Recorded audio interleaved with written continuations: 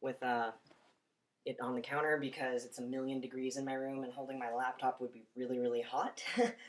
um, so this week's topic is names. Jason and I have already done this one, but just so everyone knows, my name my name is Jack London Katie. Uh, I chose my name for different reasons. I don't.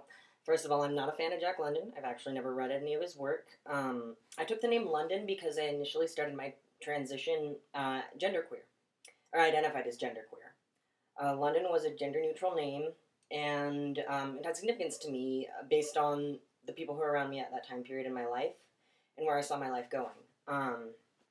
I However, as my transition progressed and I came to terms with the fact that I identify as an androgynous FTM, or I realized that London was too gender neutral in the sense that I was getting she'd a lot because it's also a girl's name.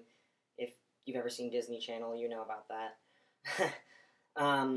There's a girl named London in one of their shows. Don't ask why I know this.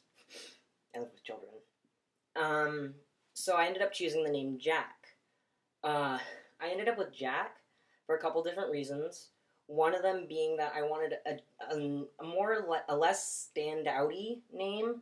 I know a lot of guys want to make their names unique, but I wanted a name, like a first name at least, that kind of blended in, so that I wouldn't get questioned a lot about it. And I thought Jack was a good short name. It sounded masculine, and it wasn't super attention-getty, but it also wasn't super common. There's nothing wrong with wanting a name that is unique, though. As I recognize Jack London, Katie, Jack London part is, and it does draw attention. However, what I came to terms with before I decided on keeping London as my middle name, there are a couple reasons I did. One of them being that a lot of my friends already were using London, and I didn't want to make another change hard for them, though a lot of them have made the switch over to Jack pretty seamlessly. Let's see. Another reason I chose this name is because at the time I was engaged. One, I'm a huge Tim Burton fan, and that's contributed to both the Jack and the London part of my name. And so at the time I was getting ready for my wedding, which was Tim Burton themed, and I had proposed to a girl on a cliff singing the last song for Night Before Christmas, and I really liked the name. So I thought about it, and I chose it. And since then, I've realized there are a lot of pretty awesome Jacks in the world. My best friend's fish was actually named Jack before we ended up hanging out a lot anyway. Let's see. Advice on how to choose a name. The last part of my name, Katie, my last name. My first name was originally Katie. And my original last name was from my dad.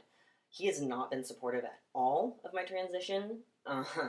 And we haven't gotten along much for a long time, so I have felt no need to keep his part of my name. And so Katie was the only part of my name that my mother contributed before my parents divorced. And so I wanted to respect her and show that I respected her by keeping it in my name. My mom has actually been one of my biggest supporters during my transition, and it's amazing. Advice on how to choose a name? It can go a lot of different ways. What worked best for me was trying out names in my mind and thinking of someone who was important to me using those names. When I found one that I would instantly feel myself drawn to and to respond to, I figured that was the name for me because I obviously felt a connection with it. Let's see.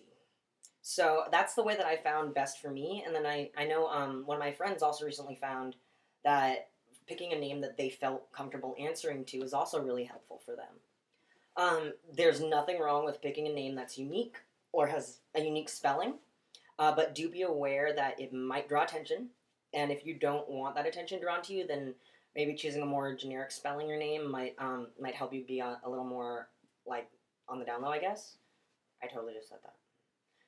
Anyway, since Jason and I have done this topic before, I guess I don't really have that much more to say about it. So I'll just end this with a quick update about how my life is going. So it's not just a repeat of a video I did a year ago. Let's see. My life is actually going really great right now. I'm currently talking to the Twisted Twins and Jessica Cameron about possibly hosting a panel, or I'm going to see if they will, either setting them up for one or possibly helping with one at BentCon, which is November 8th through 10th. It's basically Gay Comic-Con in LA. And so that's going well. My semester has started, so I'm going to be swamped with class and horrible. I'm graduating this semester, and Gender Center Project and the support group I'm running are going really well. I'm probably going to be trying to be a little more active on this. So if you guys want to connect with me, feel free to send me a message. If you have any questions, I'm always free to help, and I'll do absolutely everything in my power to get you what you need.